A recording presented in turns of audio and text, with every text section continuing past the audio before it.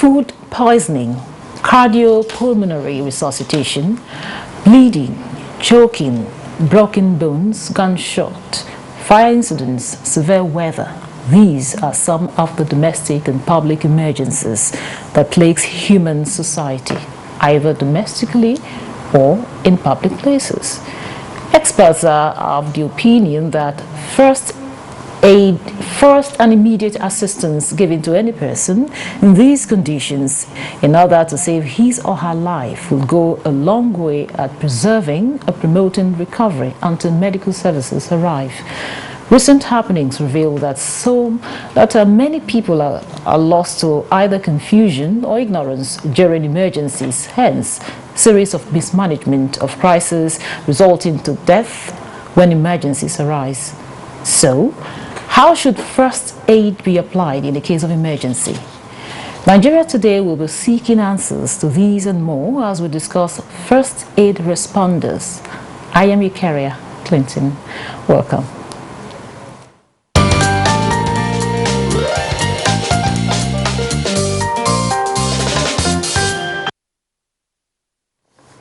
Now, joining me in the studio for the conversation tonight is a public health specialist, Dr. Isaac Iboja.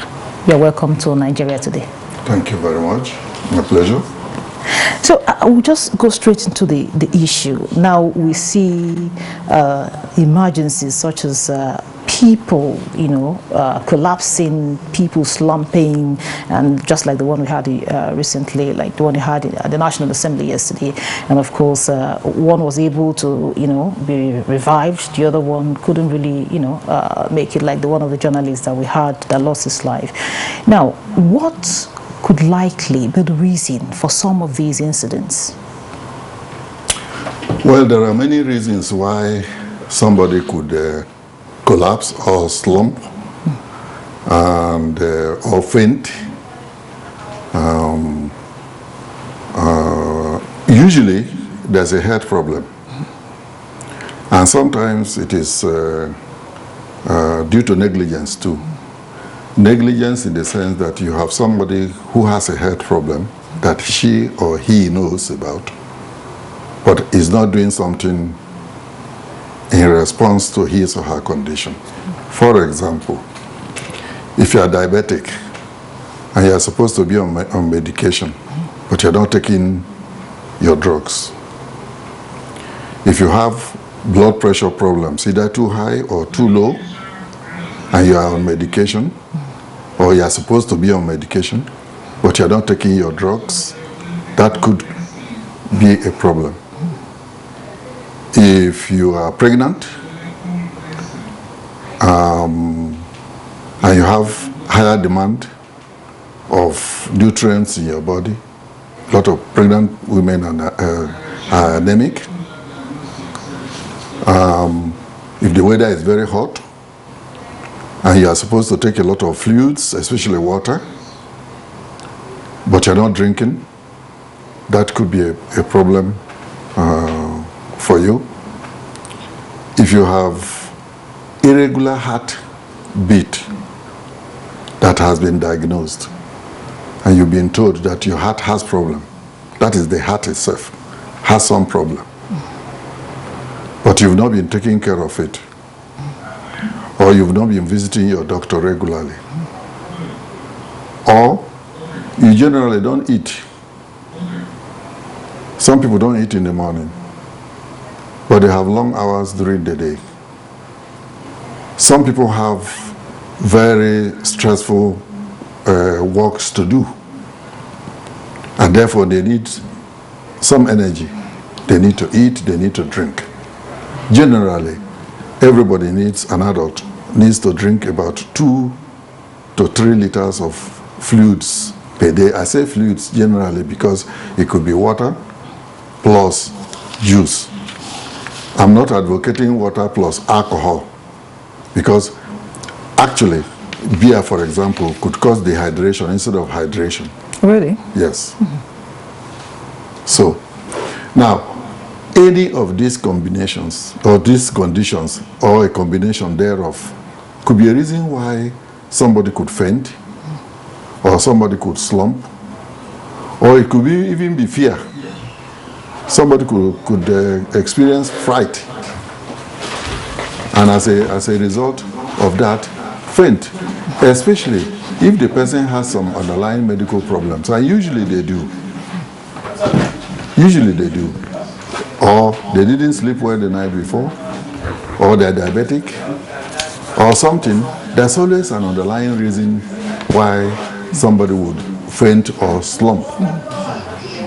And one of the things that we should do, let me name them. First, make sure you visit your doctor or health caregiver regularly so that you know your health status. 2, make sure that you eat well and drink enough fluids, especially water. Especially if you are going to be engaged in strenuous activities. No, I'll have to stop you there, Dr. Okay. Isaac. I know you have quite a lot of information there. But we are being joined now by a medical practitioner, Ayodele Cole Benson. You're welcome to Nigeria Today.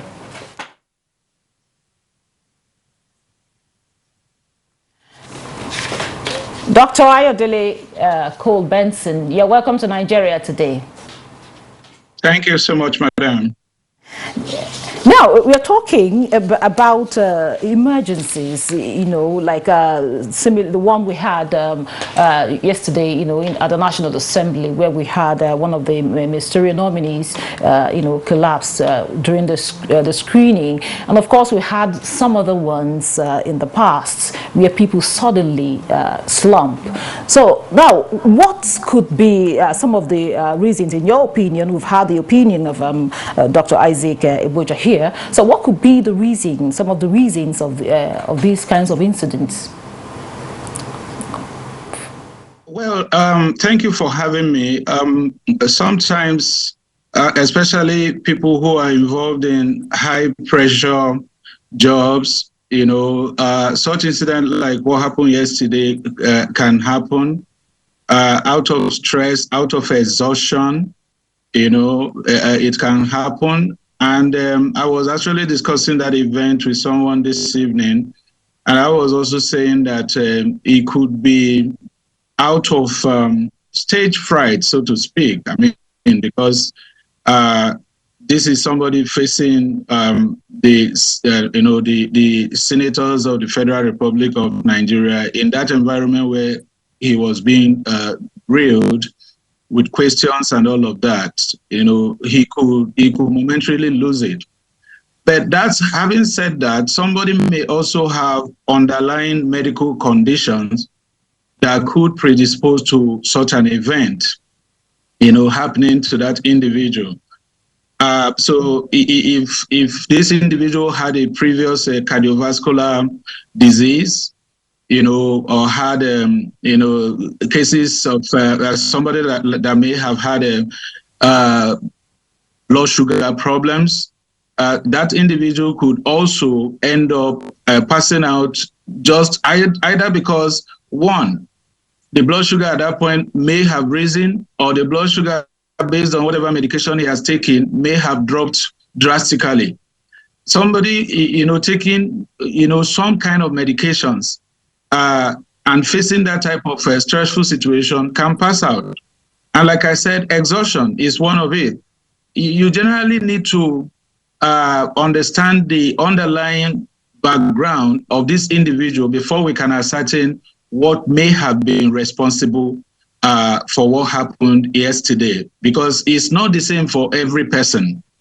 The underlying medical condition of the individual matters a lot in understanding what may have led to that person collapsing or passing out in the way that it happened yesterday. Could this person be on certain drugs? Could this person be recovering from an illness? Is this person just pushing himself too hard and then the body could no longer just take it and just gives way? Is this person suffering from a sudden cardiovascular accident where the individual having a sudden cardiac arrest, for instance? Now, those are the kind of things that can lead to sudden collapse, you know, among others. Hypoglycemia, like I said, sudden drop in the blood sugar hypotension, sudden drop in the blood pressure, all can lead, to sudden collapse in that way, So that may be responsible. Now, Dr. Isaac, now having read out some of the reasons, likely reasons that could lead to, some of these incidents. Now, if you're caught up in an emergency, maybe you are in a place where suddenly someone collapses or someone, slumps or whatever, just like we're concentrating on someone, collapsing right now, what would be your first reaction, or what should you do? Okay, that's a very important question, because usually when such incident happens, the people that are present or that surround the person are not medical people. But what they do could determine whether the person survives or dies. So it's a very important question. Let's look at the case that happened yesterday, for example, which happens very frequently. Somebody slumping, somebody fainting, somebody suddenly becoming unconscious. The first thing to do, like he slumped on the ground, the first thing to do is to lie the person down. Make sure the person lies down, preferably on his back. Okay, if there are any things that could prevent blood flow or blood circulation in his body, like a tie, men wear tie quite a lot, they should be removed. If there are any tight things around the neck that could prevent blood flow to the brain, they should be removed. If there is belt, very tight belt, it should be removed. Shoes on that person should be removed. If the temperature in that place is very high, there should be good circulation, ventilation.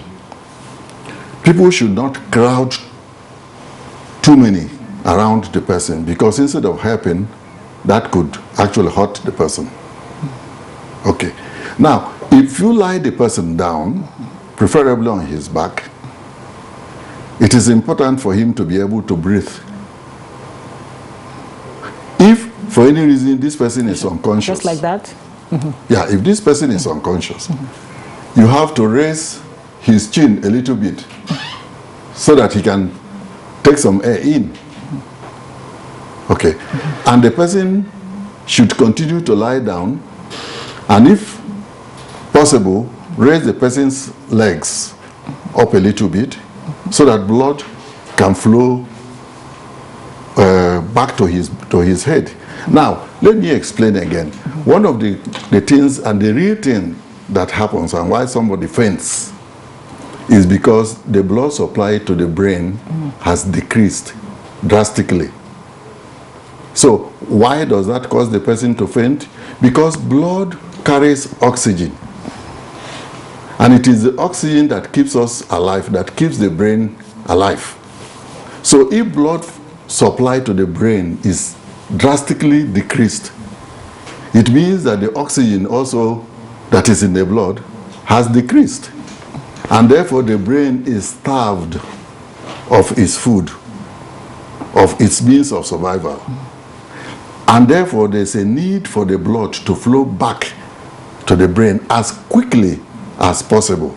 The brain cannot withstand starvation for more than 1 minute. It will cause irreversible damage to the brain.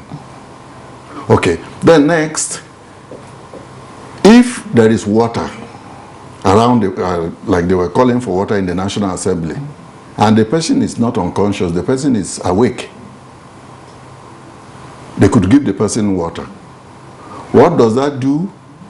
The water, if the person is dehydrated, the water they give to the person would help to curb dehydration. But more importantly, the water they give to the person will increase the volume of blood in the person. And therefore, there's more blood that would flow in the person's body and that would go to the brain. And remember I said the blood carries oxygen. And therefore, the blood is carrying the food, the most important need of the brain. And therefore, the person will wake up. Now, What things they should not do, those people who are around. First, don't get the person to stand up. That's a no-no. Two, don't get the person to even sit down immediately. Let him lie down first. Then remove the clothes, remove the ties, and so on. Any tight thing, remove them first. Then give enough space for ventilation, circulation of air. If the temperature is too high or too low, it should be regulated. That's why people fan, which is good. Okay. Now, if the person wakes up, which normally happens, after slumping or fainting, usually for a few seconds, the person opens his or her eyes. And that's the point at which you give the water that I'm talking about.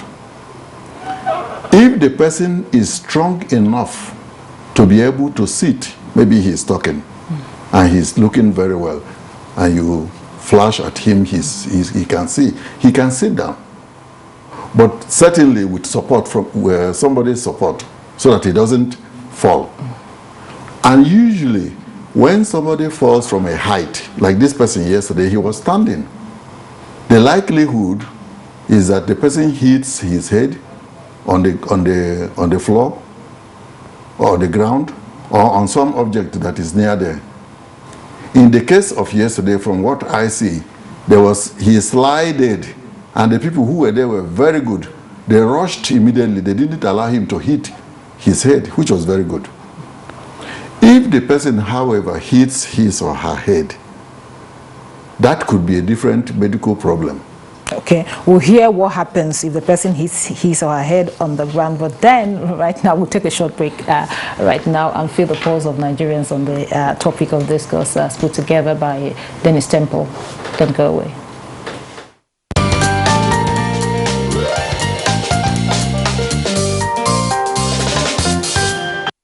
When someone has a emergency slump, I think the first and foremost thing is to be done to revive the person. To my understanding, you let the person lie down flat. Maybe trying to see if I can revive him. First, maybe I'll press his chest. And put your mouth into that person's mouth to breathe. That is number one. That is step one. Two, you can compress the person's the heart. That's for 6 times. You feel the breath and then the pumping of the heart. The best thing you will need to know what happened first to somebody.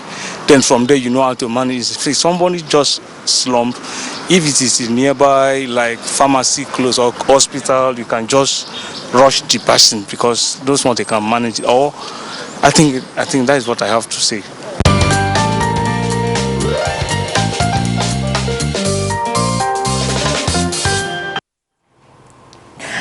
Welcome back. This is still Nigeria Today. We are talking about first aid responders, and my guests are still here with me. Dr. Ayodele, you heard quite a lot of things people had to say. Some know what to do, some really don't have a clue on what to do. So what is your reaction to some of the comments people made there? Yeah, thank you. I think it's interesting to hear those things, but even though it's not particularly nice that we, as a population, we don't know what to do, when such things happen. It's important to know, like my colleague said, that the environment, the immediate environment where the incident happened is very important. How safe is that environment? Did this person collapse because he has inhaled a lot of smoke, or the environment is stuffy and all of that? Is there anything that is damaging in the immediate environment where that incident happened? So the safety of the overall environment is important because the person may need to be immediately lifted out of that environment to a safe place. But where the environment is okay, like the National Assembly where the incident happened yesterday, the environment is okay. This individual must not be crowded, because crowding the person limits the amount of air free air that is circulating around that individual. First thing to do for anybody who has undergone a little basic training in emergency response is to feel the pulse of this individual. Is that person still having a heartbeat? Because by feeling the pulse, which you can easily feel, there's what we call the radial pulse. Just by the wrist, you can feel the pulse. Or by the neck, just put your hand by the neck of this individual at the jugular there. You can feel, the carotid artery, rather, around the carotid in the neck. You can feel the pulse over there. If there's a heartbeat, you will feel the pulse. Now, you also need to check, is this individual breathing? Is there respiratory movement of the chest? Is that person breathing? Because those are the things that will matter a whole lot. And the action you take in the immediate, 1 to 5 minutes of the incident can make a significant difference. So if that individual is not breathing, or you are not feeling any pulse, then you have to institute what we call cardiopulmonary resuscitation immediately, CPR. I heard one of the persons on the Vox Pop talking about compressing the heart. That's chest compression. You apply chest compression. Usually it's about 5 compressions, and then you apply 1 mouth-to-mouth respiration to try to aid the person to breathe. You want to check first, even is this person, how is the tongue, for instance? Has the tongue fallen back to obstruct the airway, because if that has happened, then the tongue must immediately be lifted out from the airway. You could use as ordinary as a tablespoon, around a spoon or something that will not cause damage to the individual, to pull out the tongue from the airway. And then you subsequently apply mouth-to-mouth respiration. But this is at the extreme where that individual is not having respiration, is no longer breathing, or that individual, you are not feeling the pulse. As you compress the chest 5 times, you apply 1, or 2 mouth-to-mouth respiration, you compress again until the pulse is restored. In the immediate, if they have what we call a defibrillator in the building, and I know they have at the National Assembly, if they have a defibrillator around the environment where the incident happened, and the heartbeat is not returning from ordinary chest compression, then the defibrillator may need to be used, because that's why it is there in the first place, to try to restore heart activity. If you don't restore that heart to beat again so that blood circulation can go to the brain and to the lungs, this individual may pass away permanently. So it's important to first, if I just repeat the process, first check the environment. Is the overall environment safe? If the environment is not safe, clear the environment, clear excess people from the way. Like my colleague said, if this person is overdressed, you may need to expose, those dresses, remove some of the excess clothing. And then, thank you very much, Dr. Ayodele. I really wish we had more time. So, Dr. Isaac, I would have loved to ask you more questions, but we don't really have time in our hands. And that's it on Nigeria Today. I'd like to appreciate the public health specialist, Dr. Isaac Ibuja. Thank you very much for your contribution and your time. And also a very big thank you to Dr. Ayodele Cole Benson, a medical practitioner. Thank you so much for joining us. And thank you for being a part of this. Don't forget Nigeria Today air weekdays at 7:30 p.m. on NTU News 24. You can also watch this and other episodes on www.youtube.com/NTU News 24. Thank you for watching. I am Ikaria Clinton.